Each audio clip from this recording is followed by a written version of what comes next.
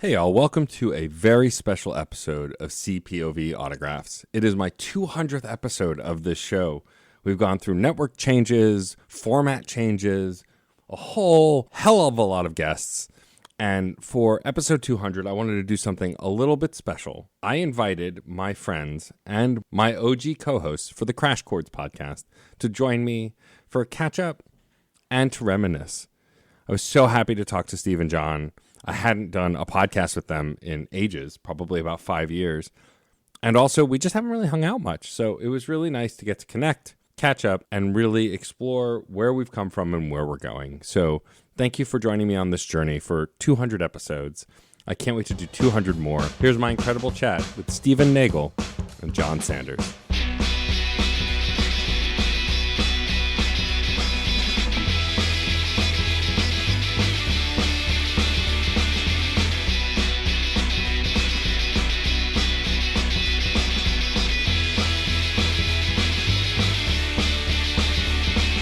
Yeah, so I was emailing with Case, who makes all of my show art for this show and all my shows.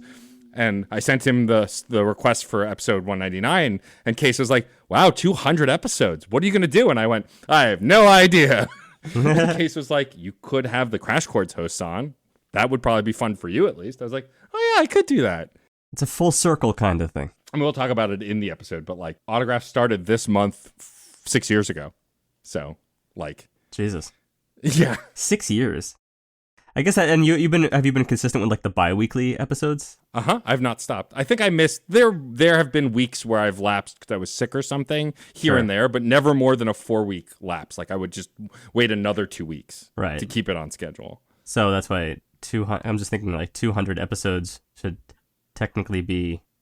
It should be. Yeah, I guess that should be. It should be exactly. The reason it's 2 weeks earlier is that's right, because you started midsummer in like 2014, yeah, or 2014. 2014, yeah, 2014. It's 2022. That's Steve. That's 8 years. That's 8 years. Oh no! Oh my God! Yes, that it is 8 years, man. God. Look, I'm a driving queer. I'm not a math queer. Everyone knows that. There's only two kinds. Fuck, 8 years? God, that just aged me more. That's what the math I was trying to do. It's just like, wait a second, something is not dividing easily here with what you just said. Fuck. And so the show, I mean, more or less, the show has evolved into, it's just a casual conversation, usually about the subjects I'm chatting with. This one will obviously be about Crash Chords a little bit, about our history together, and about what y'all have been up to. Which we started 10 years ago. Oh, I know. I also know that the last episode aired in July of 2017. Geez. Oh, yeah. God. 5 years. Decade. Damn. This is the halfway, but we had 5 years of the podcast and 5 years off. Yeah. We'll start it again? 5 years on? There's a cycle for as for our lives? Yeah, maybe. I'm not actually against that, and we're actually probably going to go into it in the interview. Yeah, I mean, Steve and I have talked about this before. I think it would never take the form it did before until I have a house with a recording studio, which we're not there yet. Same here. I just got my apartment back, so, you know. Yeah. But congratulations. Thank you. The great fire has elapsed. It was almost 2 years. 21 months. 2 years. Damn. Unbelievable. But we're home. What's with the round numbers? Everything is like round numbers with us. Right? This episode. Just works out. It's perfect. So we'll chat. It's super casual. I'll introduce you both. Mostly talk about what y'all have been up to, but like this can get as goofy or as unhinged as we want. Like I don't care. This is me celebrating having done this for 200 mostly consecutive episodes. So like Fun. It's just whatever goes. And like again, it's heavily edited, so like if we interrupt or talk over each other, it's fine. Cool. Not a big deal. So do your thing. That's your responsibility now. I know. Yeah, exactly. I have to run all this. But yeah, no, I'm really excited. So I'm probably going to do some stupid intro spiel like I always do for this show. But I'm really excited to be chatting with two old friends. That word has two meanings now, as we are both in fact old and we've known each other a while. They are my former co-hosts. I prefer the term ancient, by the way. Ancient? Okay, good. Yeah, good to know. My two former co-hosts, though, because I say that the show is still never dead, just on hiatus, I guess they're still my current co-hosts for the Crash Chords podcast, and two of my good friends. I'm joined by Stephen Nagel and Jon Sanders. Thank you guys for joining me. Yeah, it's just a vacation, right, John? How you enjoying your break? It's been a little bit weird. Yeah, In fact, 5-year probably a vacation. little bit more than a little bit weird over the last few years. Yeah, right. Yeah, it's funny whenever because I still have every guest at the end of the show say music is life and life is good. And I always set it up as my a phrase born out of my now on indefinite hiatus podcast, because it's an indefinite hiatus instead of it's over.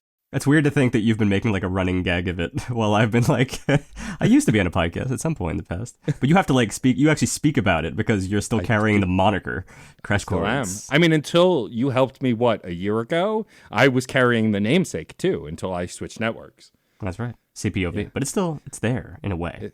Yeah. Well, it was Crash. It was like CC CPOV, and then you got way too tired of acronyms, and you just made it CPOV. Well, I was going to make it just autographs, but that already exists. And so I was like, well, shit. And like, I don't know that I've actually said it on the air. I must have at some point in 200 episodes, but John actually gave me the episode for this show or helped me get there. Because I remember, I think either the three of us or just me and John are sitting there. And I was like, what the hell do I call an interview show? No. You don't get to tell this story. I get to tell this story. All right. Yes, please. Because this was... It was at least 10 years ago that we started it. You were complaining that you wanted to do something with music over and over and over again. Like, I want to do a podcast. I want to do music. I want to do a podcast. I want to do something and put it out into the ether. And a couple of times, this was after only maybe meeting Steve 5 or 6 times personally. I know you knew him longer, but yeah, we'd been to like a party or two. That was it. Yeah, we got like drunk together once or something like that. And who's this character? Yeah, and I one weekend we were hanging out at your old place, and I was just like, I was fed up with it. I was totally done with it. And I told you to call Steve. I told you to quit bitching, and that we were going to start recording something next week. An elaborate shit or get off the pot. The name, we just kept going around and around. I don't remember if it was you that came up with it or if I came up with it or who came up with it. But it was like, as soon as we got that name, like, cemented down, that was the triggering effect. And all of a sudden it was like, yeah, no, we're gonna talk about music. We're going to try to do something. And then we made the first 50 episodes, which were something. And then we were a real podcast after that. Yeah. It only took about a year. Felt pretty real. Yeah, I remember that name, that Crash Chords bit, because when you told me the name was Crash Chords, I was like, oh, jeez, I just got off a music degree here, and like that's probably a better name that I could have come up with for a music podcast. So I was like, it's good. It's funny, Crash Chords. So John gave me the idea for autographs specifically. Like, it should be an autograph, like your signature, because you're interviewing these people. It's your personal touch. But like for Crash Chords, I remember it was actually Pete Kahn, mutual friend of the show, Pete Kahn's idea to use alliteration. Pete was like, look, people like alliteration. It's memorable. It rings. So think of something like that. And so like I was just like, I don't know. Chords, music chords, what could I? And so I think I came up with the finalized name, but like there was definitely a lot of playing with like alliteration and feeling like, all right, what 2 words with the same first letter sound good together in order? It's just a beautiful play on like the crash course of the chords themselves, which is exactly what the show became. It was almost like before we had even really done that, because we didn't really do that quite so much in the first few episodes, but like it became that. And we lived up to the name. We let the name guide us rather than us guiding the name. Do either of you, because I just looked it up, but do either of you remember the very first episode and what the first album we reviewed was? I remember that was John, like basically doing the old intro. It was not the old intro. I think he was what was he doing? I was Strong Bad. That's it. Yeah, he was making fun of Strong Bad. Dating ourselves even further. Great. I remember what it was. It was Linkin Park. Living Things by Linkin Park. Man. So, okay, we're going to get into more about what you both have been up to, but Steve used to be able to do a fun party track, and I'm curious if he can still do it. We used to be able to mention an episode number, and Steve would remember what it was. And so we have 250 official episodes. We did a 251st episode where we swapped formats with another podcast, which I also think isn't around anymore, but good friends of ours, and that was like 6 months later or 8 months later. But we have 250 episodes. I'm curious if I can name a number and Steve can still remember the episode. Because I don't even know if Steve thinks he can do This it. is going to be fun. We'll see. We'll see how ingrained it is. So let's do easy. Let's go somewhere in the early days might be easier. Well, actually, let's do this. What's our last actual episode? Episode 249, because 250 was a special. Yeah, and then 251 was actually a joke episode. The spoof, right. The spoof, yeah. It was just Colors by Beck, that Music A to Z did. But, or am I not allowed to say that? I don't know. No, you can say that. The cat out of the bag after 5 years? Okay, 249 was Migration by Bonobo. Amazing. Yeah. So I have to check your shit. John's pick. Oh, yeah, John, pick an episode. No, I mean, that was John's, that was John's pick. I'm giving you additional information on top of it. Amazing. I still listen to that album. It's not my favorite, but it's still on rotation. We haven't missed a beat. It's the podcast. That's amazing. I love that you were able to just, I wouldn't have known if I weren't looking at it. All right. Episode 201. 201. First episode after our 200th episode spectacular. I think we started that with Red Hot Chili Peppers. The album... Yeah. Hold on. The album... What was the album that year? We started with Red Hot Chili Peppers. What did they do? I want to say like one of their early albums. It's not one of their early albums. It's a 2016 album. Oh. That I think you got me in the album at this point, but I remember I'm Chili surprised Peppers you remember distinctly. the band. Yeah, it's The Getaway. The album. The Getaway. Okay. I wouldn't have gotten that. I think that that got away from me. No.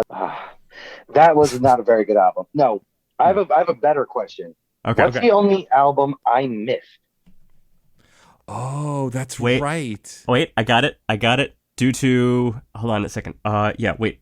But we had a guest in your place. That was episode 19. We had Nelson Lugo there, Sans John, and it was Until the Quiet Comes by Flying Lotus, which was one of my early picks. And what was the only good song from that album? Oh, I don't remember the name of the song. I know what you're talking about. That's the melody. I don't remember the name of the song. No idea. But that's the melody. Go check me. Putty Boy Strut. Putty Boy Strut. That's it. Cool. Yep, that was the only album I never got to trash on in the early days. Yeah, that's true. Otherwise, though, that song had a very cool music video. It did. I remember us talking about it. Okay, so here's the thing that I want to ask, because I have this album that comes immediately to mind. Do you have an album that you still listen to regularly that you might not have listened to if it weren't for the podcast? And I'll go first because I listen to it still so regularly. It is Chambers by Chili Gonzalez. Whenever I have trouble sleeping or whenever I just want to relax, I put on that record and I always just vibe out to it. I still listen to it super regularly. Like, there are other albums that I liked or that I was introduced to that I listened to, but that's one that specifically I would have never listened to if it weren't for this show, that I still listen to pretty often. I want to say that was episode 227. I think that's episode 227. I'm pretty sure. I believe it. I'll look it up while you give your answer. Okay, my answer to that, absolutely there are albums I still listen to. I think one of them is, of course, not recently, but persistently for years afterwards, which was The Envisaged Conundrum by Godsticks. For sure. That one is, damn it, that was my answer. That's episode 51. Because I would never have listened to them had we not actually covered them. Yeah. By the way, you were right. Chili Gonzalez was 227. Nice. Still got it. It's like crystallized memory at this point, you know? It's just like, I don't know. I'm trying to think of an actual example of crystallized memory in one lifetime, but there's really nothing that compares to this weird party trick. And, I was like, you were wrong about Godsticks, but no, we did two of their albums because we did Emergence as well. Oh, yeah, that was... Which was 160. Envisaged Conundrum was 51. 160 was Emergence. Actually, probably, there is one album which I probably would have discovered much later on, but it is like a staple on my rotation, and that is both completely and individually, and that's FFS. Oh, yeah. Sure, yeah. 181. That one, Onward. That was, oh god, that's one of my favorite albums of all time. Self-titled.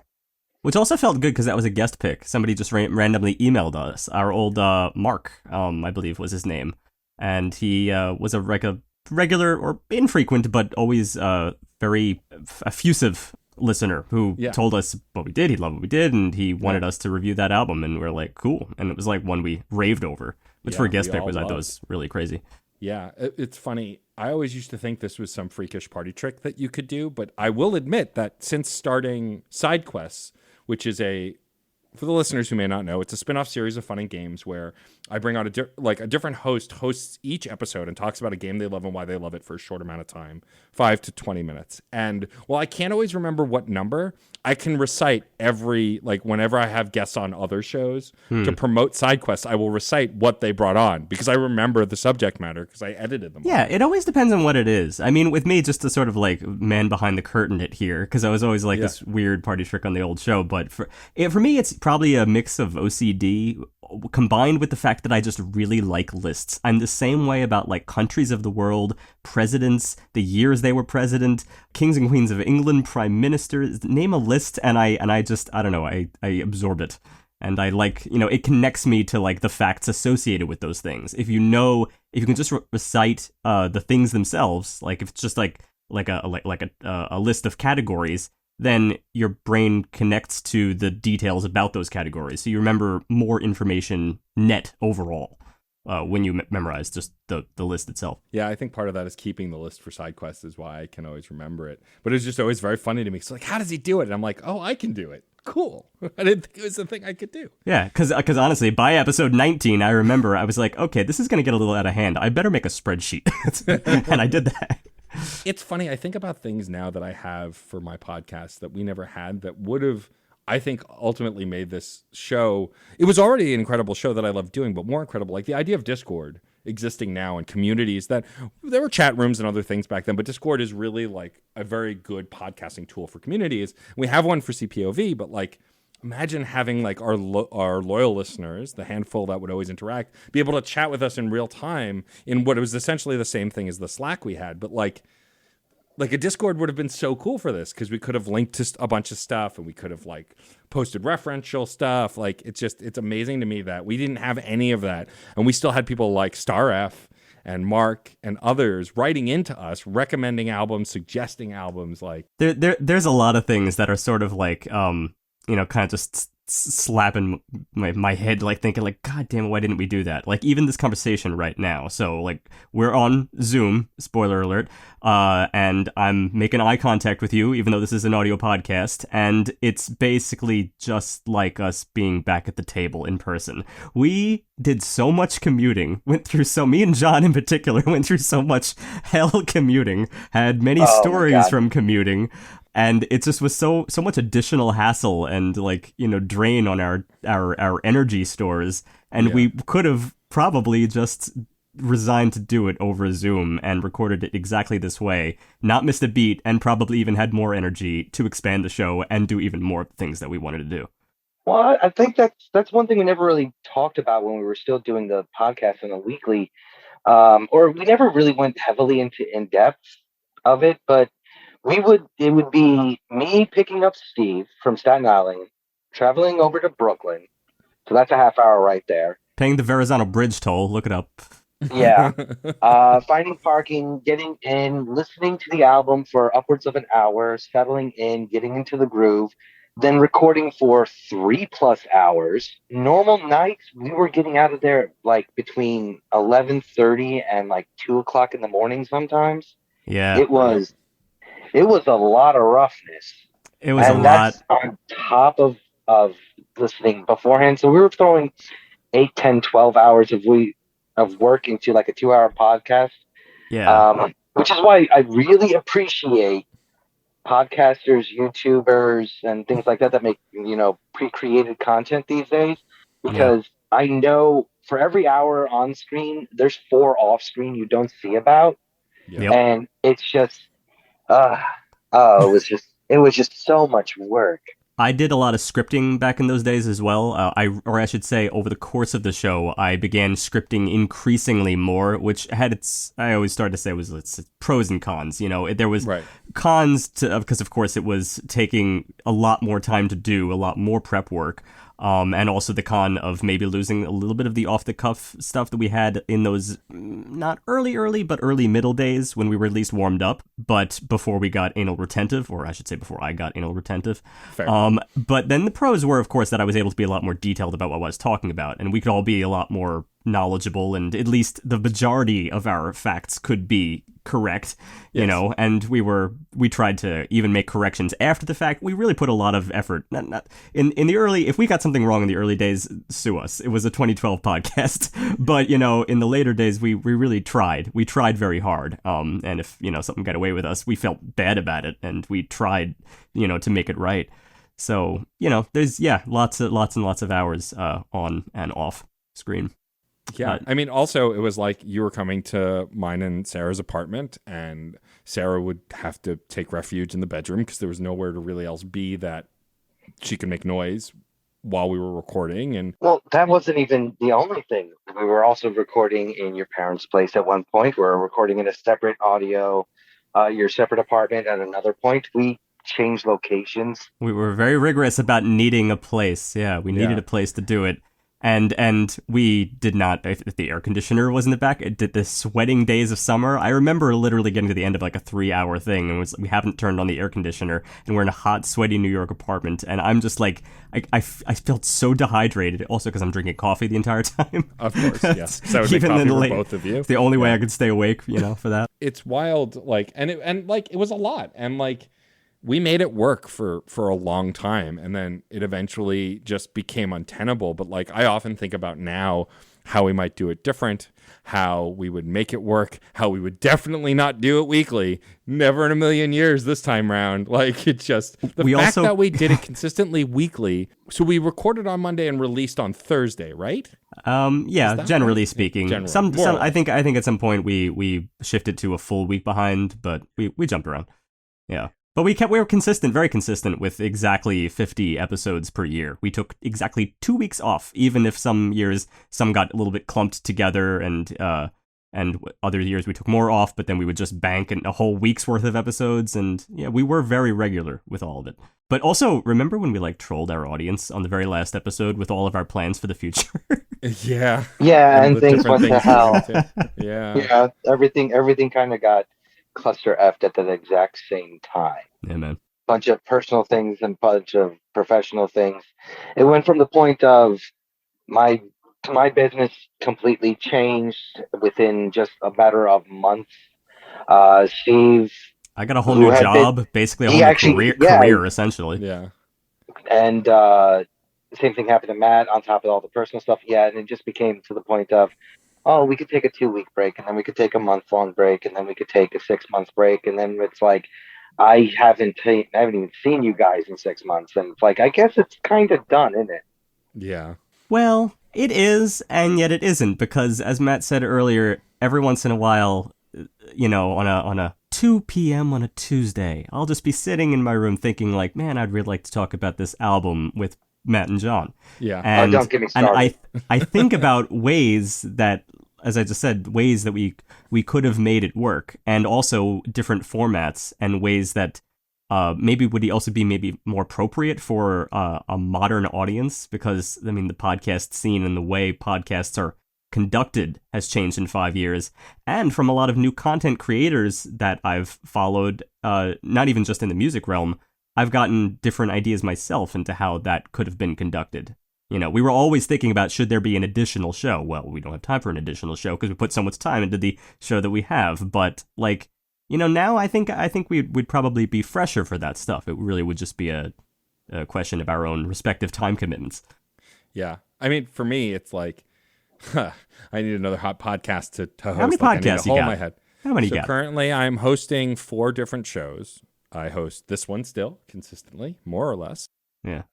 I host Screen Snark, which I'm still doing with previous guests of this show and of the original show. We do Screen Snark together, Rachel Quirky Shank. Then Frankie and I still do Reignite. We've moved on to Mass Effect Andromeda, which I've never played, and so I'm going through it for the first time, even though they've played it a bunch. And I'm doing Fun and Games with my friend Jeff Moonen. And then technically SideQuest is a 5th show within that feed, but I count it as part of the same thing. But then I am the editor and sort of producer for both Men of Steel, which is a Superman podcast, and Another Past, which is a movie discussion podcast, both on CPOV. I very recently have been talking to the folks from Lore Party and might be helping them produce or edit their Dune podcast. And like, I've done a ton of freelance stuff over the years. I did the second season of Shut Up Evan, which is now over. Well, the show is going on. My tenure with them is over. At one point, I was hosting 4 shows and producing like 9. The number is now like 7. And some of that includes my own shows, which I help to produce. Though over the years, Jeff, Rachel, and Frankie have taken on more stuff. It's a little strange that I pivoted that way. Also, like after Crash Chords started to wrap up, I became more of a DJ. I was already DJing shows at the time, but I started doing private events. I bought my own gear. I started doing all that other stuff. And like, it's interesting to me now that I've even sunsetted that.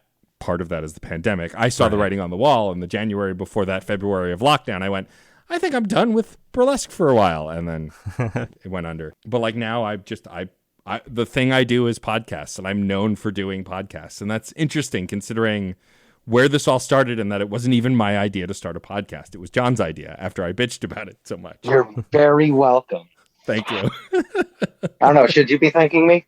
I mean, John had the idea, you had the name, I had the content. No, I'm joking. Joke. Exactly. Oh no, we just got you, Steve, so that we had somebody who could do editing. That was the main reason. Had nothing to do with the musical local background. unemployed music graduate. Yeah, had nothing to do from with the the fact streets. that you know jazz or that you know classical or that you actually can read sheet music and stuff like that. No. No, you know how to work Audacity. That was it. Audacity. That's right. I was still Audacity back in those days. And Sonar Yep. Cakewalk. All that. I went through like Sonar. a bunch of cheapoware back in those early days. I mean, I still use Audacity now. It works great for what I need it to. Now I swear by Adobe Audition. I'm not getting paid to say that. Most people do. But it's funny, like, John jokes about, like, am I glad this happened? I mean, I am. I do miss Crash Chords all the time. I loved doing the show. I definitely listen to a lot less. I don't listen to less music now, but I listen to less, like, music outside my comfort zone. It expands every so often because, like, a band will be on a video game soundtrack, like the newest. Speaking of our show, Life is Strange, one of the few video game soundtracks we did. The newest Life is Strange, True Colors, had an incredible indie soundtrack that I listened to all the time. I loved it. Phenomenal game, also. But like, I like also video game soundtracks. Like Steve, I wish we still do the show because like there's an indie game called Boyfriend Dungeon, which is hella gay. It's a fun dungeon crawler. It's great. Like it's a visual novel. It's got a lot of really great heart and story. The whole album for the game is like a synth pop album, and like you'd really dig it. Like it's just a wonder how much music is just like actual music being made. Or even the new Ninja Turtles game that came out, Mega Ran was on it. He did a rap track. RZA was on it, like did a rap track for the video game, things like that. Like so much stuff has changed in the landscape of music since we started doing this show that like, and every so often I'll even send you guys albums. Like I remember Steve, when the new Halsey album came out, I went, you have to hear this. I don't know what this is. It's great. You have to hear it. Yeah, this I would say even sometimes I debate whether or not like much has changed in the landscape of music in the 5 years since we stopped doing the show. Right. Because sometimes, and it depends on your perspective, like sometimes I'll listen to, and I know I used to kind of like rant about this back in the day, but sometimes I'll be listening to like pop music and I'll be like, it's the same things. They're using some of the same things. Not everything. It depends on like what area of music you're looking at. Some like the synths themselves have like gone to, okay, they use different samples, different this, different that, and that's the whole vaporwave thing went off on its whole, kind of birthed a whole genre of its own there. Hey, I like that. Don't be distant. No, I wasn't hitting on that. It actually was good. That was a good branch. Good stuff. Good stuff. Getting under old battles. But yeah, I there's other things that I think have stayed very much the same. That I think when the market proves that it's marketable, then why if it ain't broke, don't fix it. So those things, I'm kind of like, okay, maybe I'm not missing much. And then what I do is I go back and I'm like you, and I stay in my comfort zone, and I'm not looking for those things that really are breaking the mold. Because if you don't hear a little glimpse of it, then you don't get inspired to seek more of it. And I fall into that trap. Or I just go back in time and I start listening to really old stuff. like classical and you name it. Yeah, I hate to say it, but it's been pretty much the same thing for me. Like, without you two and our fans and our all picks and no picks showing up, I haven't really endeavored to jump into music for the sake of music these days. It's more of, well, like one thing that hooked me recently was the newest season of Umbrella Academy. One of the Yes. opening tracks, Crystallized by the XX, Mhm. 2009 album. Went back, started going through that whole album, started going through that whole discography. But it was from that episode specifically. I think it was episode 5. Or one of the things, like my biggest complaint of the last few years is I was not able to dissect Inside with you two. Oh my God, yeah. Can you imagine going Oh over Bo God. Burnham's record together? Like that was, I remember watching that comedy special with Sarah. And Sarah, like comedy, Sarah and I have a similar sense of humor, but when it comes to stand-up comedy, it doesn't always align. And especially music also. And like at the front half of that, when it's kind of just goofy and it's Bo Burnham being Bo Burnham, Sarah's like, oh, I don't know about this. But then when you hit that middle part, the part we all know about, you kind of go, oh, what is this? And like, of Yeah. course, since then it's been incredible. But like, yeah, that's a music event that like, even with the extended cut that came out recently, I listened to some of this music and I went, God, we would just devour the hell out of this. Everything from white girl Instagram through internet through, oh God. Yeah. No joke, as soon as we set this up, less than 24 hours later, I was rewatching Inside because it was just like, I just got to get in the mood to talk about something, and that was one of my touchstones over the last few years. It was just stuff like that. The sad part is, it was because I was watching the video, though. Like, Yeah. I didn't find an album that way, and I haven't really been finding too many albums. And now with a lot of the politics that have been going on and things like that, I've been diving into like Flowbots and Rage Against the Machine and a lot of my old comfort, anti-establishment music. Or I've just been rocking out with indie, throw it in the background when I'm playing video games or something like that. I don't listen to music the way we did during the podcast years, during those 5 years of here's something completely different. It is true that was kind of that podcast was a real push for us to go into our not so much our comfort zone, and then also the nice, it was a nice ritual, like this is my project for the week, and then you sit back and you close your eyes, and it's something that I always advocated back on the show, is like a real fulfilling way to listen to music if you can make it happen in your schedule, is trying to shut out the distractions and not making it the sort of musical wallpaper that we tend to want to, or just end up making it in our lives, something for a commute, or something for a soundtrack, something to accompany something else. It can, so much, is out there that exists and stands on its own and can be deeply fulfilling simply on its own. But you do have to like set it aside. You have to set it aside in the same way. You're like, I'm going to binge through this TV show. Think about music that way. It's just not always, our impulse isn't always to do that, because some of us are like, you get stir crazy, you're sitting in your chair, you want to be moving, you want to be doing something. At least with a television show, it like kind of concentrates your eyes, but here you can let your eyes wander, just concentrate your ears. That's all. I mean, it's one of those things that, like, my habits with listening to music as an event in a form of media like TV and video games and everything else is definitely honed from the podcast. But, like, I just don't have time to do it anymore. So my equivalent of that is doing the dishes or taking a walk or out of context, cleaning. That's pretty funny, though. I discovered dishes. Music is great, guys. I mean, it's dishes. one of those. It's one of those things where my hands need to be doing. It's one of those things where my hands need to be doing something, right? Yeah. Like, but I don't want to be playing a video game. I don't want to be like, I don't want to do something that I want something that I kind of do on autopilot. And also during the pandemic, it's like, we don't want to go out. Sarah's high risk. Like, even taking a walk is a risk, even with the mask on. So like, I'll stay home and I'll just putter around the house and do chores or whatever, and that'll give me something to do while listening. Suddenly it dawned on you, product placement. Right. Yeah.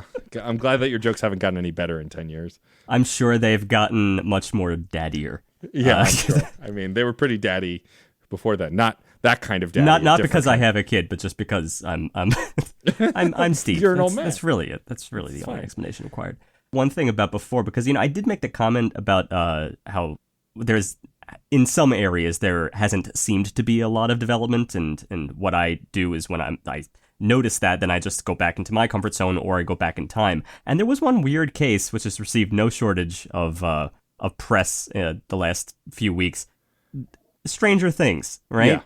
Obviously, source of a lot of music for people who want to delve into that soundtrack, but all exclusively in the 80s, because it takes place in the 80s.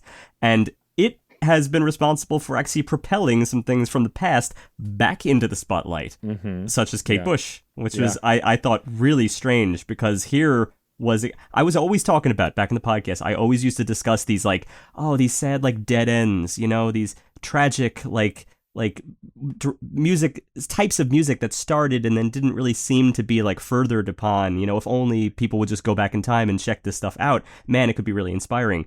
And I was talking with my friend the other day about Kate Bush, and how Kate Bush was this kind of art pop darling, but it was rogue stuff even for the 80s. It was popular, but still a little bit rogue, and then kind of fell a little bit into obscurity. At least I don't hear it talked about nearly as much as some other major 80s bands. It was a little more obscure, and now suddenly top of the charts again. So not something new isn't top of the charts, something old is top of the charts. So it's a kind of a form of cyclical behavior that I think is actually encouraging. For sure. I mean, also part of that is TikTok, right? Which I dabble in very, very poorly. But I lurk. Because TikTok allows for easy use of lip sync and sharing songs. When I was still playing Fuser and doing Fuser streams on Twitch, a good eighth of the soundtrack to Fuser was songs that I heard on TikTok that were pop songs or hip hop songs or whatever. But I heard them in rotation because they were popular on TikTok. And Kate Bush is another one, which since Stranger Things, people have been using it in TikToks and online, and it becomes shareable, it becomes memeable. And there was time. Every once in a while I will stumble upon an earworm. Sometimes there's good earworms and sometimes bad earworms, but they are earworms. Yes. They force them into earworms because then they just get copied over and over. It's just well, duh, you're going to remember. Talking about music as much as we are, I definitely don't listen to newer stuff as much as I used to. And even genres that I loved, like nerdcore, hip hop and stuff, I've fallen behind on, haven't listened to the latest records from everyone. And I think it's partly because during the pandemic especially, you fall into your comfort zones. You want to feel safe. You want to feel good. But I'm curious if both of you had some go-to albums during the pandemic that you listened to a lot. I mean, that Halsey record I shared with you is one. The what was it, Dream Car that I shared with you, which was the Davey Havok from AFI band with the rest of No Doubt that sounded like 80s pop.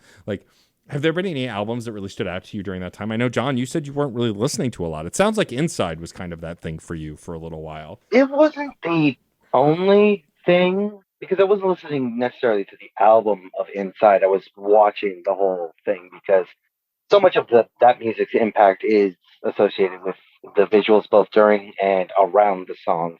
But really, I was just banking on a lot of my really heavy emo indie style, Antlers, Daughter. I love Daughter. Daughter's the one. Another album we never quite got to do was their work on the Life is Strange Before the Storm soundtrack, which is one of the things I wanted to bring on, just never quite got around to. Outside of that, I was just diving into cohosts. I was diving into Message to Bears. I was listening to stuff like that for the most part. That was my go-to stuff. Just to play the soundtrack in the background. So you did kind of what I did. Is you went back in time in a way. Maybe not always so far back in time, but you went back in time. Yeah. Yeah, it was all the stuff I kind of grew up with. Post classic rock and southern rock and all the stuff my parents gave me. It was the stuff I went into. So heavily into the softer sides of Weezer and Blink-182 and Green Day and things like that. I think Matt was right. It's really the pandemic probably did make us go towards comfort stuff. Whatever experiences you were having during the pandemic, it was probably just sink back into a blanket of your own yourself for a little bit. It's fine. It's okay. And it's not, no one's going to judge you. It's not everyone always needs to be in search of something new all the time. And often, sometimes, the harder you go into your own stuff, is you find new branches of that. I actually, something I did was I did discover certain things that I replayed a lot of things, but I also discovered a couple things that sort of seemed like no-brainers a few years ago. I got pretty heavily into Sia, I never was really into Sia before. I mean, I never, not for any reason. I just didn't really expose myself to it a lot. The only thing I remembered from Sia was just like some of the really the big things that the big singles, like Swing from a Chandelier, that whole Chandelier. But like, I never explored her discography, and I started doing that, and suddenly I'm really into it. So that, like, 2020 got a lot of Sia play. Her earlier albums, like late 2000s, early 2010s, and that was I would say that was pretty formative, or at least it tapped into those formative sounds that were formative once upon, and then, you know, kind of, I saw her take on it, and now I kind of wanted to go down that alley. Actually, yeah, that's actually where I kind of like I expanded what my comfort zone was. Like, one of my favorites for the last, like, literally half decade has been "Dying Surfer Meets His Maker" by All Them Witches. Oh, Love the yeah, album. sure. Got Yeah. to see them in person like mere months before the pandemic actually hit. So they were playing a lot of their Sleeping Through the War stuff, and like, I remember the actual concert. I remember, you know, enjoying Sleeping Through the War. So I started really expanding into all of their other albums. So I never really gave it a chance, because it was just, I found one album and one song I loved, didn't really dive into the other stuff. Or like, um, the Antlers Hospice is a depressingly beautiful album, and I only knew them from one specific song. So I started going into that album and just fell in love with it. And then I started going to their other works. Like, that was, I had my very safe comfort zone of, like, not just music, but books and television and that sort of stuff during the pandemic. But I used those to at least expand upon what I loved about the people and artists I loved. So started going into books by authors that I never would have read before, because they were a little bit outside the genre that I loved them for, or watching TV shows by, or movies by by the same director that I already knew, but something I never really experienced before. So it was stagnant, but it wasn't pure stagnation. Couple of things on that.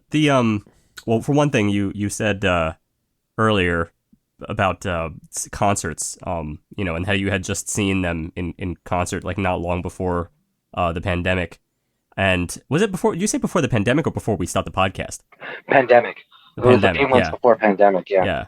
I had kind of a weird, like, a little bit of a FOMO sensation regarding that, considering that throughout most of those years prior to the pandemic, I was not as heavy of a concert goer. I would go occasionally, maybe like annually. Maybe I'd get drawn into a friend just coincidentally would happen to want to go to one of the same things I wanted to go. But I wasn't religious about it the way, like, some music fans are really religious about their concerts. You know, I was the way I was in the podcast. I loved albums. I loved completed, sort of painstakingly formed works of art. And that's what I liked, and that's what I listened to. And it's generally what I won't say judged, but it's kind of that was my go-to for liking certain things in art. The kinds of, like, spontaneity that would come during a concert was great and all, but I liked to see things that were planned. And so I didn't prioritize concerts, but then I started missing it. I started missing it when you can't go, and it's not a matter of your own personal choice. It's like, I couldn't even go to a concert if I wanted to right now. I started really missing it, and I started to look at a few more live albums just to see if I could, like, you know, kind of bring that appreciation back to the table. Started having a lot more sympathy, of course, you know, for the type of artist that lives for playing live, which I think probably is a more numerous type of artist than the type who lives to be playing things 30 times over in the studio until you get it right. Sometimes that could be really debilitating for artists. They want to be, you know, a little free-spirited. It is well known that artists make most of their money off of sales at concerts and deals. Like, the record is, like, an afterthought for their actual livelihoods. Yeah, which is a terrible way of thinking about it, but yeah. The economics don't work as well. Spotify doesn't pay great, all the way. It's just a shame because then it's true. I felt a little guilty. It's just like, here, I am not really putting a lot of money into the system with all my, Spotify listens here. So it's just like, I'd like to be able to go support my bands and buy t-shirts and do that again, but it's hard. And gradually it started coming back, and I weaned myself into it slowly with like a few of those safe early things, like those candlelight concerts that were advertised all over the place. They did it mostly for classical. I think they did it for other things as well, which was like socially isolated or separated, where you could be in a bubble or you could be several pews apart if it was like held in a church or something like that was putting on a piece of secular classical music. And I went to some very nice concerts around that time, maybe like after the vaccine, September or so. I started going to a few of those, and it was very nice. I've only been to one concert, like real, like actual concert, since the pandemic started, which was, and John will appreciate this more than Steve just because video game related, the canceled Final Fantasy VII remake tour for the Final Fantasy Square Enix Orchestra to play those remixed, like those re-engineered tracks. It was supposed to have... Wait. Which orchestral group was the one doing it? It was, I can't remember. It might have been the one of the LA like Philharmonics. I can't remember. But like it was like, I definitely would appreciate that. It was one of those things where I wouldn't have gone when it was originally scheduled. I missed it, but because it got rescheduled and a friend had bought tickets, I was able to go with him, and it was incredible. And it was, they play clips from the game in the background, so you can see like the scenes in relation to the songs, and it was beautiful. But like, I think my last concert before the pandemic really got really bad, some might argue is better, but not better enough, was K-Flay. I saw K-Flay, and Your Smith opened for K-Flay, who is an incredible like indie rock crooner kind of artist. And like, I've been craving that experience again. That concert was one of the best concerts I'd ever been to. And I'd gone with Rachel, who is also a K-Flay fan. And like, I find that I chase that dragon a lot, but I haven't so much yet because we have to go back into the world because some of us have not had a choice. Like I have a day job, and so I'm commuting into the office, and Sarah's commuting into the office and stuff. And like, we're taking as little risk as we can while still starting to live our lives again, because a lot of other people are too.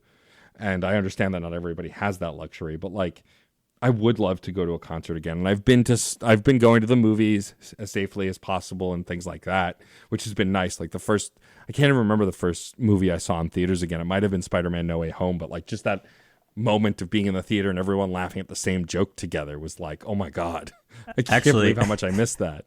My solution to that, unwitting solution to that is to go to the movies to watch movies that are 25 years old that they're already having the 25-year anniversaries for, because then they're going to be fairly empty. You can guarantee on it being a pretty empty theater. Yeah, definitely. And sure enough, my most recent foray there was one I talked back on the podcast a lot, the soundtrack for Fifth Element. Oh, that's wow, 25 years ago now. 1997. That would have been a nice one. Yeah, actually experiencing that like on the big screen was pretty fulfilling, needless to say. I actually had a similar experience to that. So like, we talked about The Matrix plenty of times on the podcast, and like, I had never seen it in theaters. I only had seen it on DVD after the fact, and like always had rewatched it on DVD. And then they were putting it back in IMAX earlier this year, I believe it was, as when we were recording. And a friend of the show, Patrick Willems, was going with a bunch of friends, and I was like, oh, I should go. And like, when I tell you that it was a religious experience, I'm not even that religious, but like, it was a transformative experience to see that movie in IMAX with the soundtrack, with the visuals. Like, it became my favorite movie because I could see even more in it that I didn't see the first time. And I've watched that movie a ton of times, but it was like a completely different experience in IMAX in the theater with people reacting to stuff and all of that. Like, it was incredible. And like, I'd never really had that experience with a movie before. Like, I've had that experience with newer movies. Like, Everything Everywhere All at Once is a phenomenal movie and it blew me away. But like, I've never rewatched an old movie in the theaters and been like, oh my God, this is the way to watch this movie. This is a great movie. Some things were just not made to be watched on a screen the size of the palm of your hand. That's really just... Yeah. That's what it comes down to. Yeah, and honestly, you asked what I was listening to. I was listening to that soundtrack, Into the Ground, Fifth Element soundtrack. I will say I did get to see The Batman in theater, and that was a great movie. Don't get me wrong. Excellent movie. Was so much better when I actually had it in the palm of my hands because I could see everything. But that's actually I have only seen 3 movies since lockdown was lifted, and it's been Spider-Man, Batman, Thor. Which, Yeah. if you haven't seen Thor, it was pretty good. It was no Ragnarok, but it was still pretty good. It was fun. It was fun. It was big dumb fun, and I enjoyed it. So campy in the beginning, but that's besides the point. And I still don't want to see anything in the theaters. Like the Marvel movies being the Marvel movies will probably be the only things. I just don't really want to see anything else in the theaters yet. Well, hang on. Before we start trashing the theaters here, I did. It's also 50 years ago, so I mean we're talking about nothing present, nothing current, current events. But I can't believe we haven't talked about this yet. I mean, it's a little dated now because it came out last December. But the Get Back documentary for the Beatles. Oh, sure, yeah. I watched all 6 hours of that on Apple TV, I think, or no, sorry, that was on Disney Plus, I believe. Yes. And then they also showed the rooftop concert, which of course that whole documentary discusses the build up to. They showed the rooftop concert section by itself in theaters around that time as well. Oh, and so I saw awesome. that. And See, I only recently got a Disney Plus just to start catching up on a lot of things, and that's on the short list. But like between work and everything like that, I don't get much time to watch TV. When I'm the only time I really get to watch TV is as I'm heading to bed. So it's usually YouTube, so it's nice and quick, and I can just close my eyes halfway through an episode and not really care. I think you would really enjoy the Get Back documentary if you can get. Oh yeah, no, I'm still trying to figure out what tattoo I'm getting of the Beatles. Whether it's going to be the Yellow Submarine or the drum from Sgt. Pepper's album on my shoulder. I don't know which of the two. There's still one of the two. I'm still. We'll check back in 5 years and see if you've made a choice. We'll see what. Yeah, exactly. Yeah, we'll give you some time. Well, yeah, it's funny. I actually found out about that documentary because someone brought it on as their thing they watched for Screen Snark, and like I had no idea it had existed. Like I just had missed that it was Peter Jackson. No, Yeah, Peter Jackson. Who, by the way, I realized. The kinds of things that he's interested in are almost as OCD as the kinds of things that I'm interested in. Because when he is interested in something, he goes all out. One of them is Beatles, and he knows like everything about every song, every little recording detail, studio detail. And the other thing is World War I paraphernalia. He has like a crazy collection, and I think he was responsible for that colorized release of like old World War I footage. But he knows a lot about World War I and about World War I aircraft. And honestly, again, not to open this Pandora's box, but like I find that stuff way more interesting than Lord of the Rings, which is what everyone knows him for. All that's the history, the grounded in the real world. That's what I'm about. Well, we know you're an old curmudgeon and you don't like fantasy or make believe. It's fine. No, I like science fiction. It's different. I know. I like a future grounded in the real world. Speaking of science fiction, have you watched The Expanse yet? No, still. Oh, Steve. I know. My cred is like ruined now because I haven't seen that, and yet I claim to be in science fiction. But that's just one of the things you gotta build up to, and then when I'm ready, I'll binge. It's one of the best science fiction things to ever come out ever, and it's such a great show. Yeah, no, he's 100% on board. It is an amazing show. Both the sci-fi era and the Amazon era. It's just amazing. I'd be curious your thoughts on it, especially because it's a show that I don't think of when it comes to music. Like, there's music in it, but like, it's more about the moments and the like being in those moments. Like, there are no detractors, no distractions. I'm sure there's scoring, but like, there's not a lot of pop culture and pop song stuff in it. It's very much like grounded. Which is why I think you'd really like it. That's how I like my science fiction as well. Those things that are kind of like they ground you in a time that is removed by removing everything that is of now. That if you anything that grounds you in today is not the point. It's not the point of something. It's to take you away from today. So I wouldn't expect them to slather a bunch of pop music over it. Yeah, that's honestly that probably was one of the most I think. It's something, honestly, that if we were still doing the podcast, just to swing back to the Beatles documentary real quick, if we were doing that, I would want to have a special episode dedicated to discussing that footage and discussing everything that you see, everything about the band's dynamics, even if it is just like kind of gabbing about their the sort of personal issues that they were having.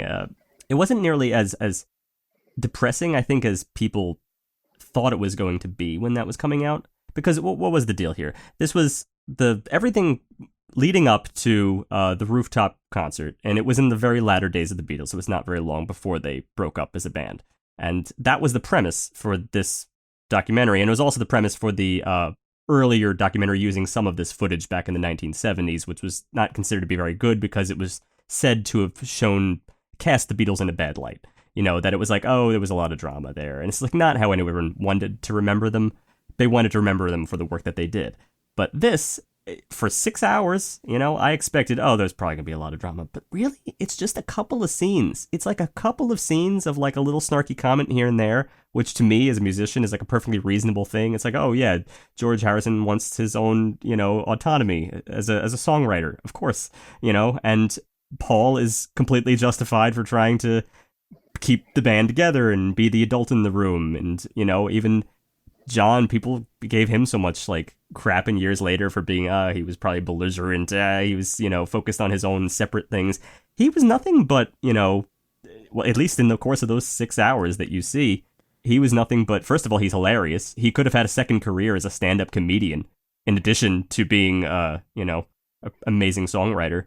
And it was really more of a camaraderie experience than anything. You got to literally see immensely high quality footage of the Beatles at their peak of songwriting ability and creative talent. You get to see some of the songs that we wonder in our heads, how did this ever come about? You get to see them actually be formed right in front of your face.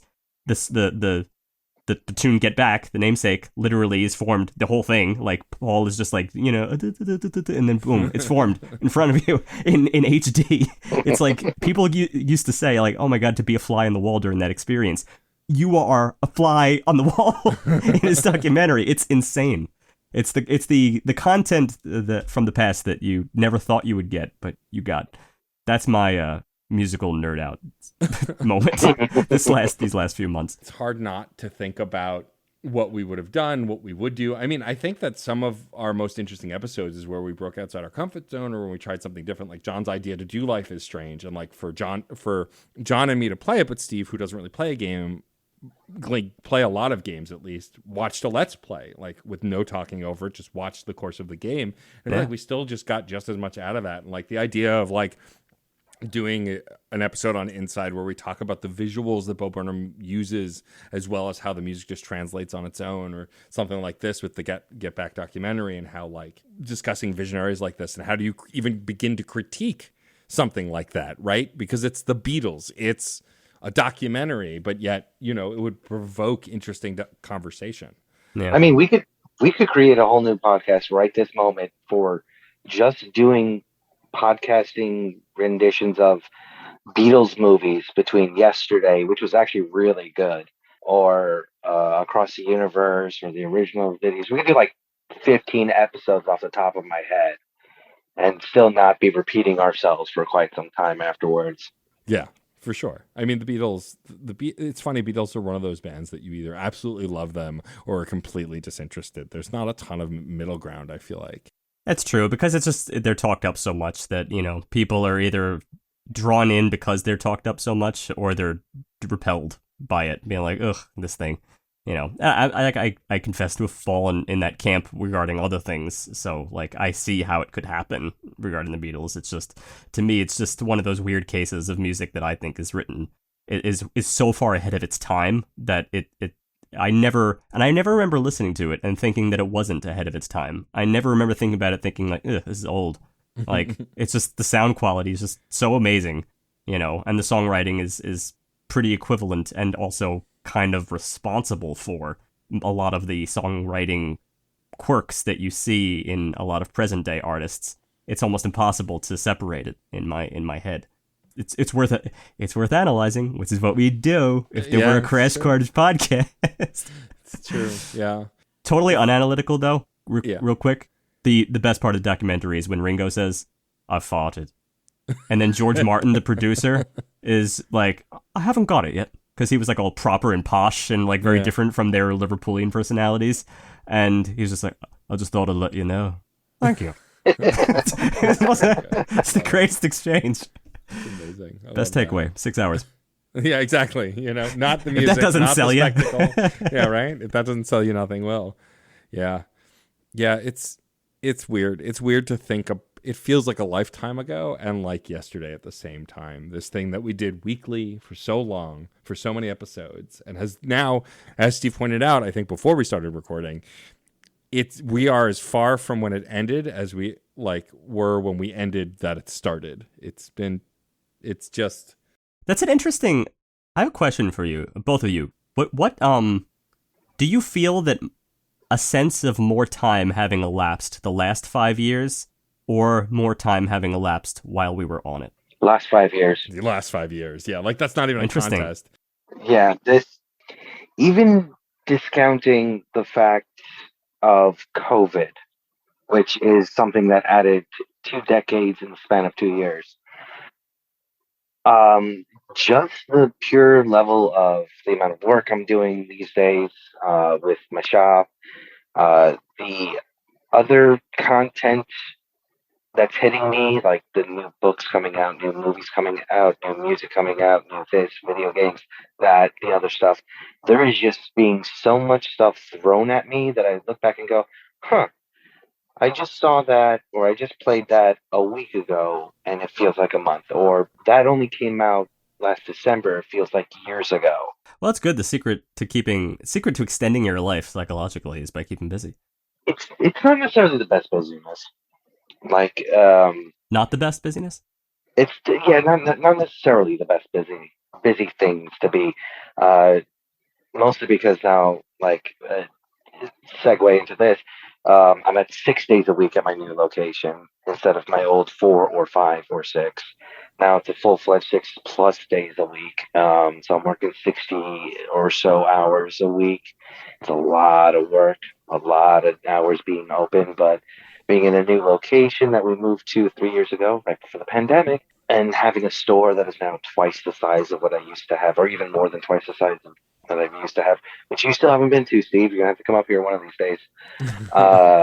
I might bike up there. I've taken up cycling, which really cements my foray into middle agehood. Yeah, that's true. I've taken up cycling. I'm a cyclist now.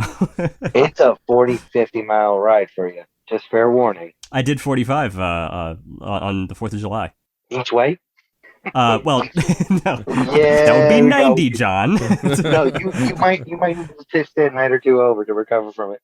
But no, like with the new location for the store and everything like that, plus on top of severely expanding what we now carry. Okay, aside to the listeners, I run a hobby shop, Uh-huh. which means that I play with toys all day long, or that's true. essentially what it means.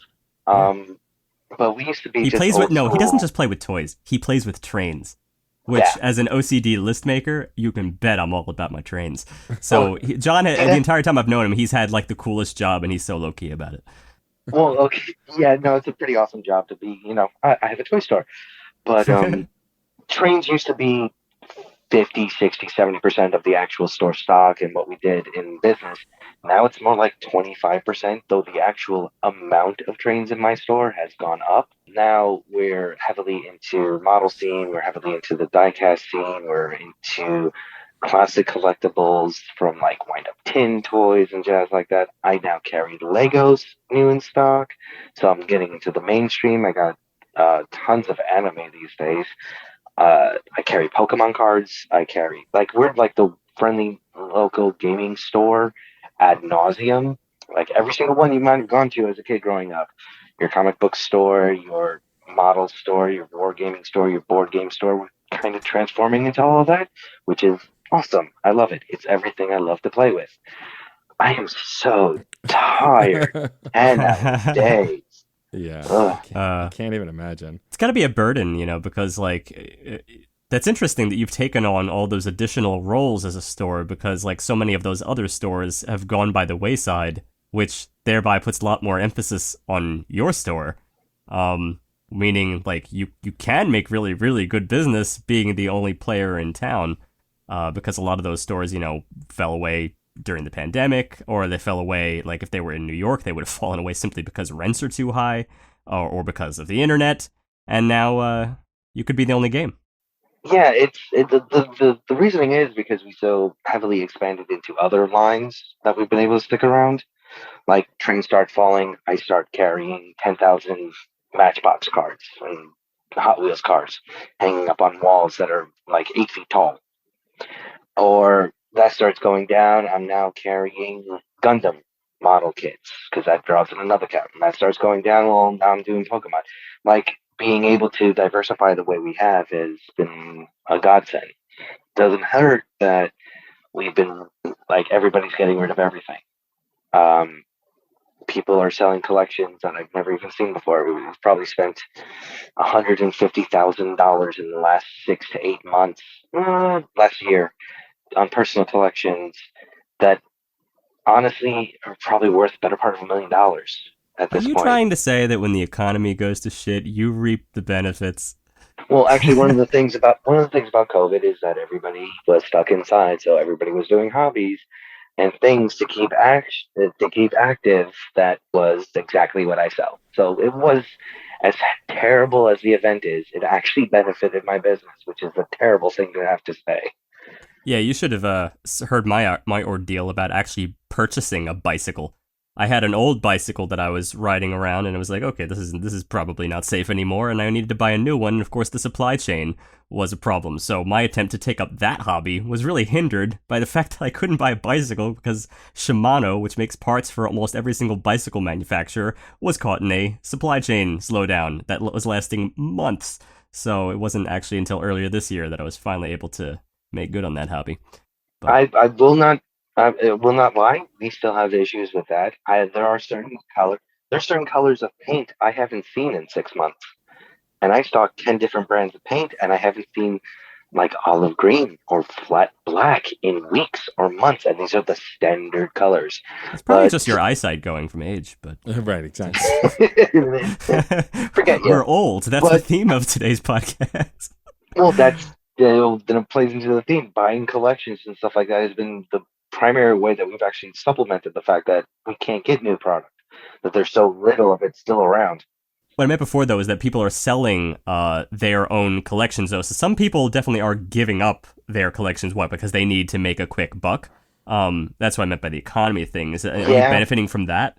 To some extent, yes, but mostly the people that are selling the collections we go through estate sales and auctions and a lot of times, but our primary way is people just downsizing. Oh, yeah. I think the cusp of it is a lot of people got very heavily into hobbies at the beginning of the pandemic, needed to stay active for 6 months, and then 6 months later realized they got too much stuff, and then 6 months after that realized they had way too much stuff, and now they're getting rid of it. That's been Gotcha. a big proponent of the actual hobby scenes. Interesting.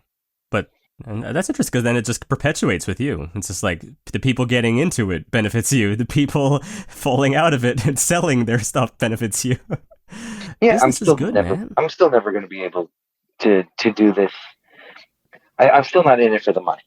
Let me put it phrased that way. You're never going to have a toy store and be in it for the money, but it feeds itself a lot better than it used to.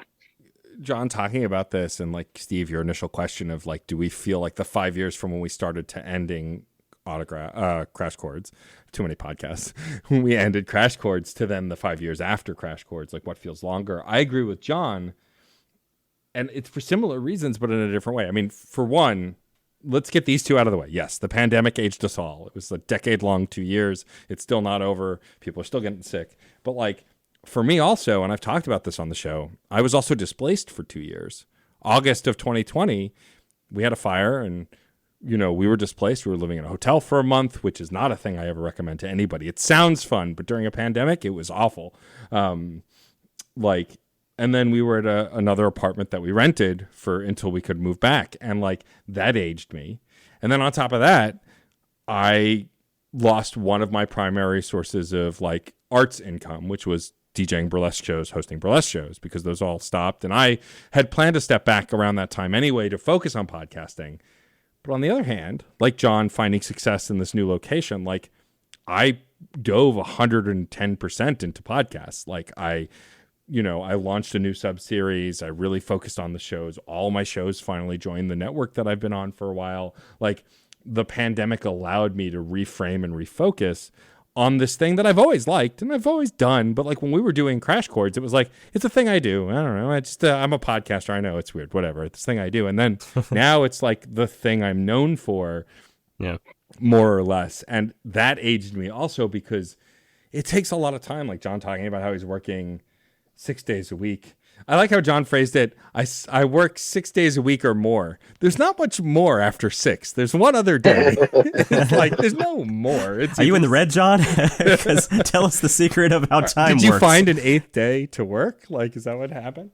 Well, when you hit 80 hours in a week during Christmas season in particular, it definitely doesn't feel like 7. That's fair. That's totally fair. What space-time dynamics do you enjoy? But like for me, like between editing and recording and scheduling and then still working for the most part during this time, a full-time day job that has come and gone, like, and yet still finding time to finish games and play games and watch things and spend time with my spouse. It's like, I feel like it's been so long since we did that show because it was just a simpler time. The division of labor, how we did it. It was the only thing I did until I started autographs. And then those were the only 2 things I did. And like, it just feels like a lifetime ago for me because I operate on, I mean, I was never an expert editor then. And when Steve took over, I was a fine editor. I got it done. But like, I was never a great editor. And it wasn't until much later when I took over autographs again myself and started doing other things on my own that I learned. But like now I just do things kind of natively. I don't even think about it. Like I just get it done. Like I edited an episode of SideQuest before we recorded tonight. I don't know. It took me a half hour. It was a 7-minute episode. So like that tracks. Usually double the length is the amount of time it takes me to edit ish, depending on the raw audio. But like I just kind of go through the motions. I know how to do the thing. Yeah. You develop patterns when you crank out and, do audio engineering work for a long time, which I've also spent a lot of time like refining over the last 5 years, working in audio production quite a bit more seriously than I ever did, back when we were doing the podcast. Because like I knew audio production, I knew it like but my experience was mostly from doing like a little bit of composition. I'm a musician, but also really just through our podcasts, was really the only podcast that I had ever worked on. I didn't do any podcasts before that. So, but then after that, I started working with, a bajillion podcasts scattered throughout the local news media realm through a couple of different companies. It's interesting because, like I said before, the whole like concentration of new experiences, as your brain gets those, it then all of a sudden the time seems to take so much longer because it's like your brain needs time to process all those and place them and put everything in its right little file cabinet. And so you can technically, mentally extend your life by doing that. And I would say for the first 2.5 years there, if you asked me then, like right before the pandemic, I would have said, you're right, the last 2.5 years is maybe equivalent of the 5 years that we spent on the podcast. Then the 2.5 years after that, throughout the pandemic, brought some slow times. I took a little bit of a lighter job, a less crazy job that was like a little bit less taxing on my time. And since then, things have gone a little bit faster. So the pandemic has been, not to say that there were not drawn out days there, but like it wasn't the same kind of like constant pursuit because there was a little bit of that question of like, what's my next step? Pandemic changed the game in a lot of areas. And so for anyone who wasn't already doing a thing, and I had just picked up a thing, I was just like, let's just ride this out and do this one thing for a while. I was just like, met a couple new people and it's just like talk to them. And that was kind of my world for the past 2.5 years. So that seemed to go a little bit faster than the previous 2.5. So I would put them about equal, but then there'll probably be another change in the next year. And then finally I'll say, oh yeah, I'm basically 50. I think also part of it is like, it did feel like long, like I'm somewhere in between you two. Shocking. And like, so like I felt the length that John's talking about just the same though. Like I lost my home 2 years ago, but I'm back now. So like that 2 years felt like it went by during it felt like forever, but now it's like, I can't believe that's done. We're here now. And like all that to say too, like, I'm curious if you guys developed some different habits. Sounds like John didn't because he had no time for habits. But like I actually have completed and finished more video games. Well, I use the term complete loosely. I didn't complete them. I beat more games in the last 2 to 3 years than I've beat in my lifetime, I think. Actually, yeah. And I think it's because I knew I was going to be home. I was dedicating my time to it, but also part of it was I shut down my personal Facebook. It exists so the podcast pages can exist, but I don't use it anymore. I log into Facebook like once a week. I instead put all of that unnecessary social media effort into Twitter. And while Twitter is also probably just as much of a problem, they all suck. I've learned to communicate the things I'm doing in a certain way that it's fun to share that with the people following me and the audience I've curated through the podcast. And that has made the time feel like it moves a little faster because I'm doing these things and I can't believe I've done that thing. I played the entire Yakuza franchise, which for those who don't know is 8-9 games. And none of them are short. No. Over the course of the pandemic, I started with Yakuza 0 when we were displaced in the hotel, and I just beat Yakuza Like a Dragon the other day, which is there are 0 to 6, 7, yeah, so, and I'm now playing Judgment, which is a spin-off series. But if you had asked me that, I would have played 7 or 8 30-hour games. I'd be like, are you crazy? Who has time for that? 30-hour games, dude. Yeah, I know. We got locked down. And that April, I remember going, hey, let me play Assassin's Creed Odyssey, because I never played Assassin's Creed Odyssey. I didn't like the Origins because of the weird system. And I sunk 150 hours into that game. And then I went, okay, it's May. What's my next game? Yeah. Oh, I definitely, actually, well, we didn't really get into I got one for you. I'm sorry. This one is really... I'm sorry to interrupt, but I just got one for you. Only one in that camp, because I don't play video games, so I can't relate on this front. But I just remembered something that I did when the pandemic started. I learned Morse code. You would. You very much would. Hi, Matt. Yeah. Well, I mean, but that was something that we all got into also. We all found stupid habits or hobbies or things to do during the pandemic that we might not have done otherwise. It took a while, though. I mean, you have to get get it into your brain in order to do. But now, it's like a language, and now it's just it comes second nature. Well, actually, one of the things I did was I started writing again. Nothing that I'm ever actually going to share, because I honestly, at this point, if I write something, 2/3, 3/4 of the time, I will delete the bulk of it and just leave certain snippets of particular pieces that I enjoy writing. So I write 100 pages, I might keep 10 or so on something. For example, I don't write 100 pages too often, but because they were just the scenery work or something like that. The dialogue is particularly enticing to me. I like the way I phrased it, and I like the way I did it. And that's just been one of the new ways of me to expand the way I deal with things and the way I do things. Not necessarily a new habit, because it's not habitual. Right. It's a hobby almost. And I know a thing or two about hobbies. That's true. Yeah, but we have a whole shop of them. Yeah, little shop of horrors.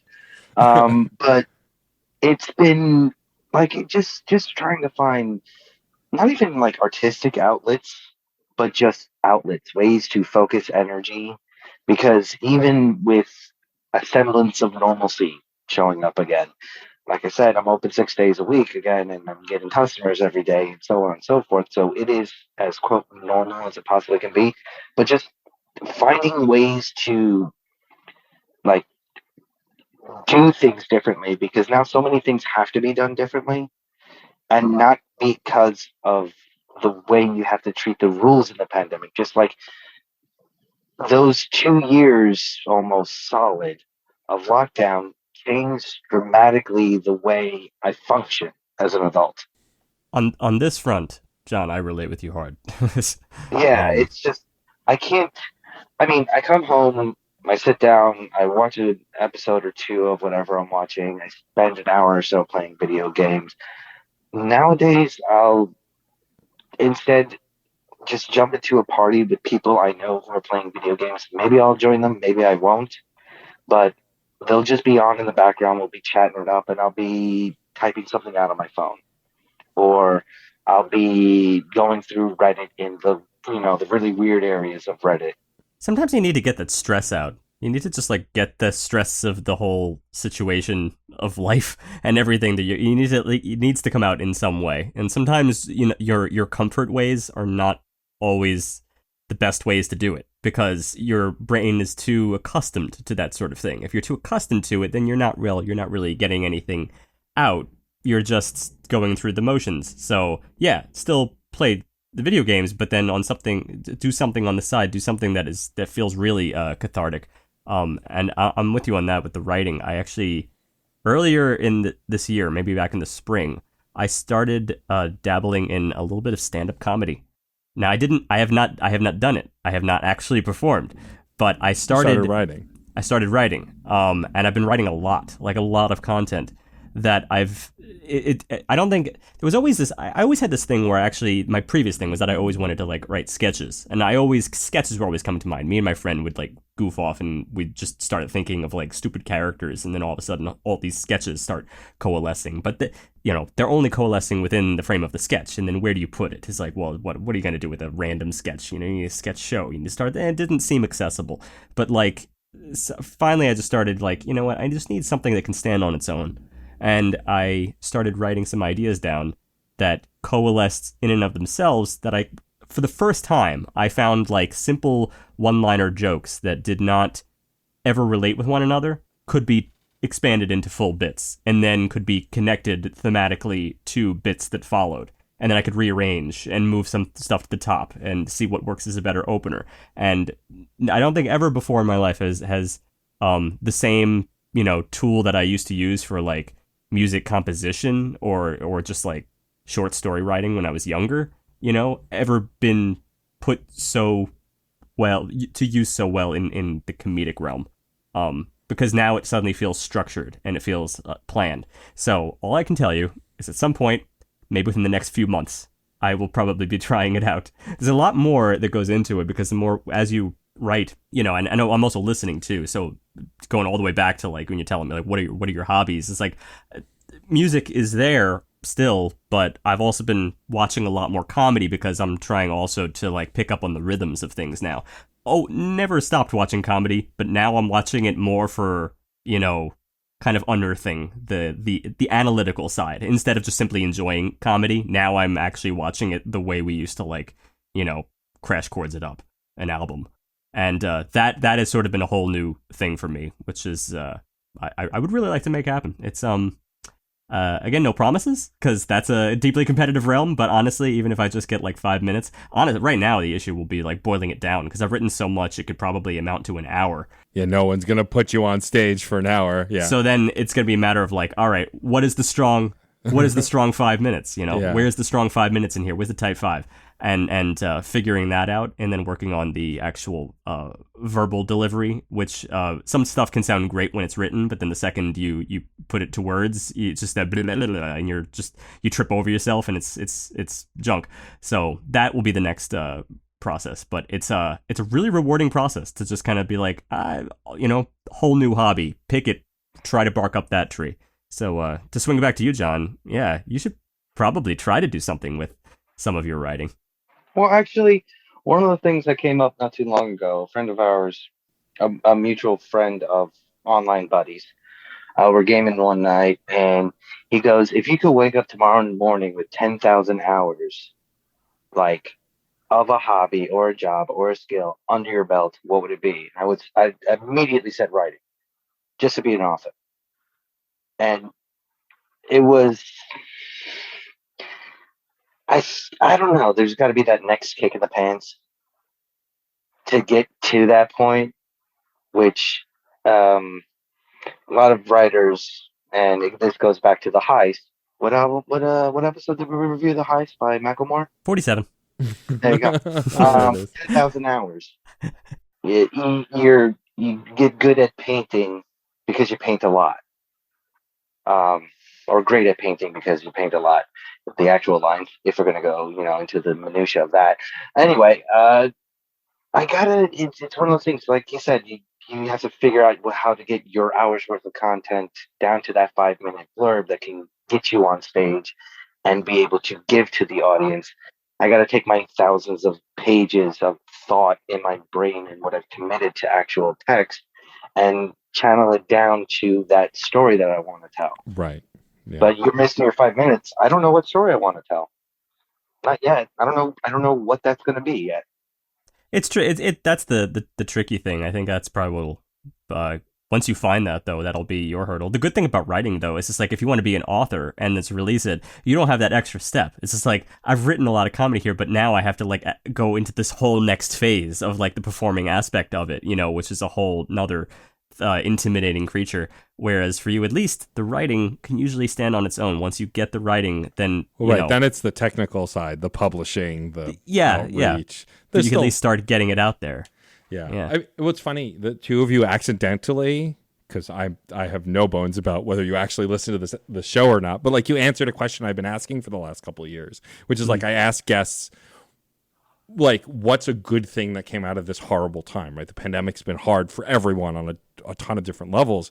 You both have kind of answered that. And I think it's because, like, the directions you both went are because we felt this freedom to experiment during the pandemic because we had no other choice, right? We had to be home. We had to lock down. We had to wear masks. We had to not be out as much. And so, like, John talking about the 10,000 hours, like I'm sure I've gotten my 10,000 hours in editing and recording by this point, though I've not actually done that math, and so I'm not 100% sure.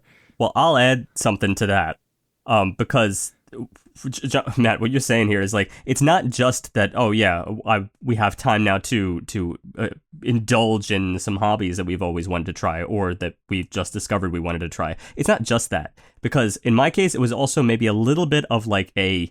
Not to sound like it's not so much like I think it can make a difference here or anything, but like every art form has a little story to tell and has something to impart, and like to get some of that out in some of this writing, even if it is through comedy. And I have found the comedy in a lot of the tragedy, that has been going on here. It's not just that, like, it's not necessarily like that's like the whole focus of it. It's probably a very small portion of it, but in principle, it's just that people can be very dire lately, and a part of me kind of like doesn't want to let the fire go, but in a couple of ways, both in terms of like, things can still be funny. It's okay. You could still laugh. And then secondly, the idea of actually performing, getting out, like getting on stage, because so few things have been on stage, like no more acts, no more music acts, no more. There was a point there where it's just like, oh my God, is this ever coming back? I saw a few.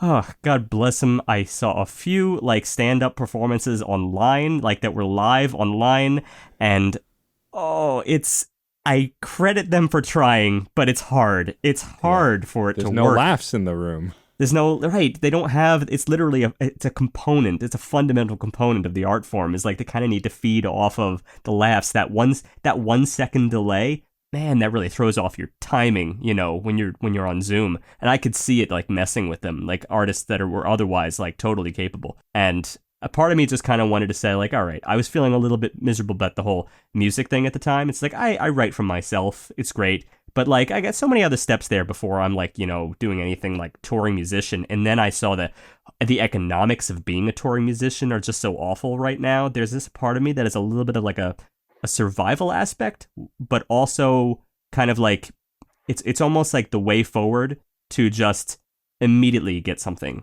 onto the stage that is my heart without all of this like crazy work that goes into it. The touring musician is just it almost seems insurmountable in some cases. Wait.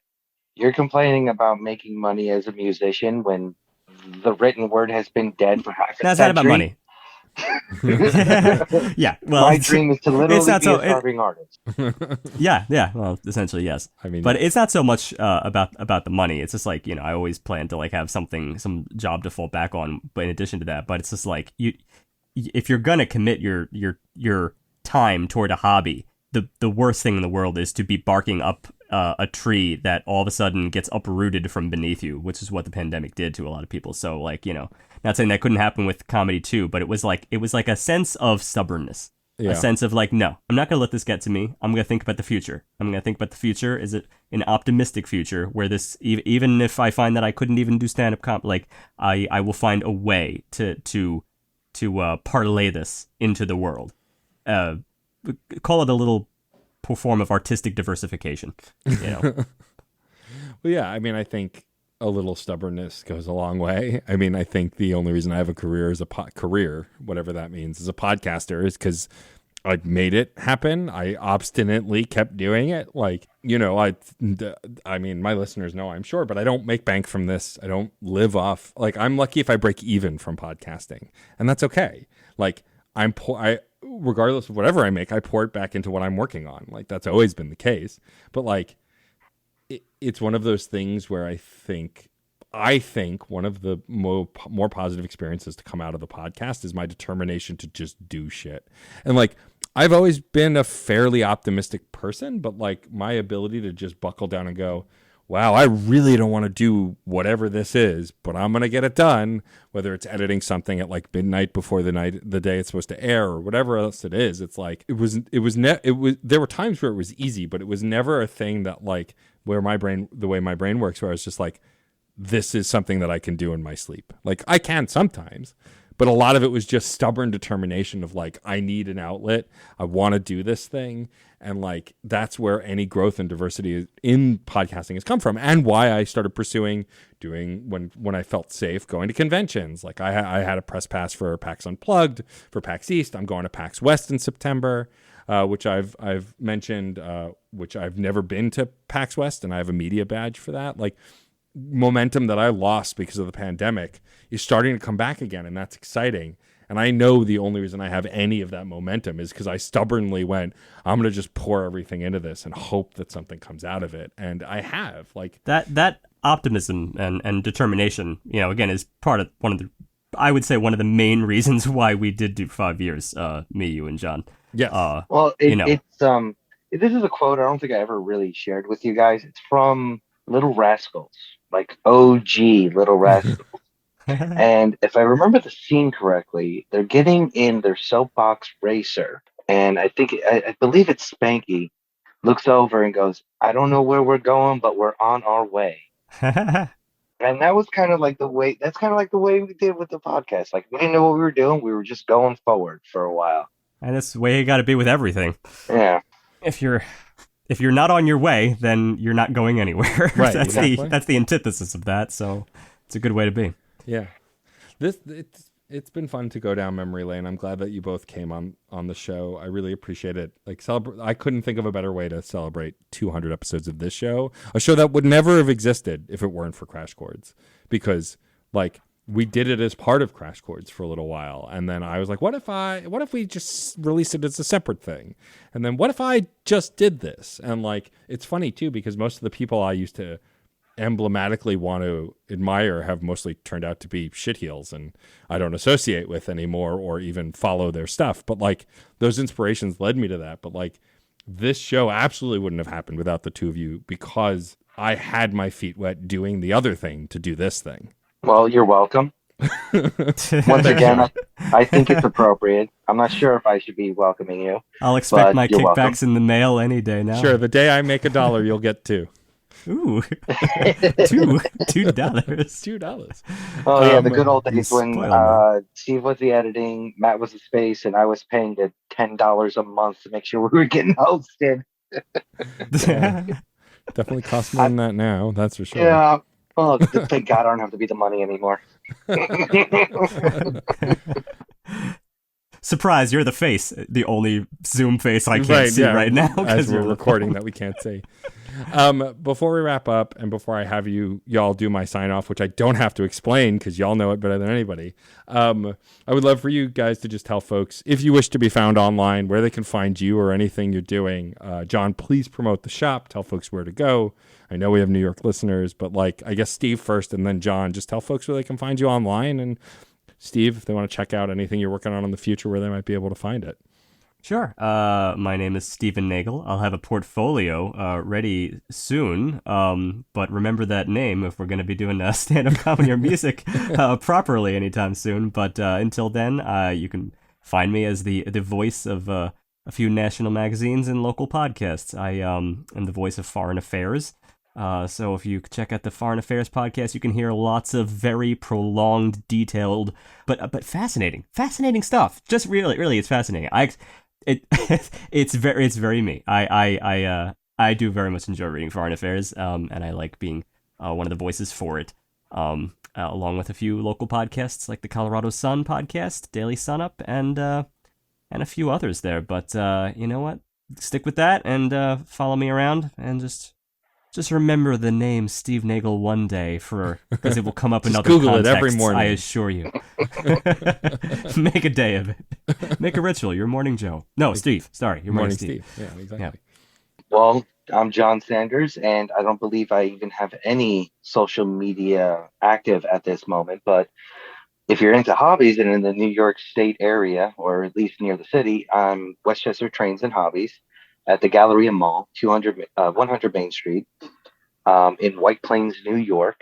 We're underneath the food court, only person on the actual floor. It's a nice big old store with a tiny little hole in the wall entryway. We do hobbies of all shapes and sizes, and we're mostly there just because we, as a group, we just like having fun. So sure as hell don't do it for the money. Yeah, man. That's relatable.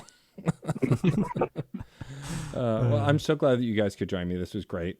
I will not commit to us doing anything music related anytime soon, but it's not out of the realm of possibility. I miss doing Crash Chords. I don't miss some of the long nights and the stressful retakes and re-edits and adjustments.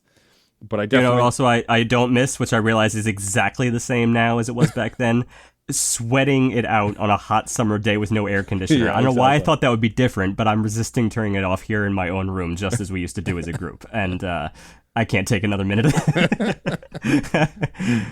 But I appreciate you guys coming on the show, and I'm hoping that we can collaborate on something in the nearest future. But that said, we have a saying on this podcast, and it's born out of my indefinitely on hiatus music podcast, Crash Chords. And the saying is, music is life and life is good. A saying that I think I came up with, but that became our language for 200 plus episodes, 250 episodes. So to sign off the show, if I could have Steve say music is life and then John say and life is good, we will wrap up the show.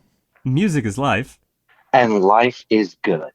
That's it for this episode of CPOV Autographs. Our theme music is by Michael Kill. Our logo was designed by Case Aiken and Joey Amons. If you liked the show, please rate and review wherever you get your podcasts. It's a great way to help us reach more listeners. Questions, comments, or guest recommendations? Email mr.matt.storm@gmail.com or hit us up on Twitter at CPOV Autographs. Thank you so much for listening.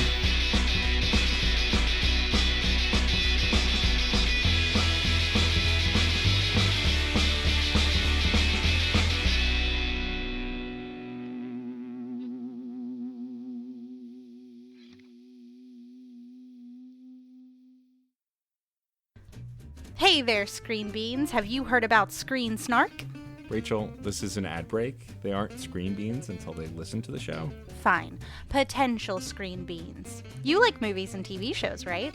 I mean, who doesn't? Screen Snark is a casual conversation about the movies and television shows that are shaping us as we live our everyday lives. That's right, Matt. We have a chat with at least one incredible guest every episode, hailing from all walks. We've interviewed chefs, Writers, costumers, musicians, yoga teachers, comedians, burlesque dancers, folks in the film and TV industry. and more. We'd be delighted for you to join us every other Monday on the Certain POV Podcast Network. Or wherever you get your podcasts, fresh and tasty off the presses. What? That's not. Can I call them Screen Beans now? Fine. Screen Beans! So tune in and we'll see you at the movies or on a couch somewhere. 'Cause you're all Screen Beans now.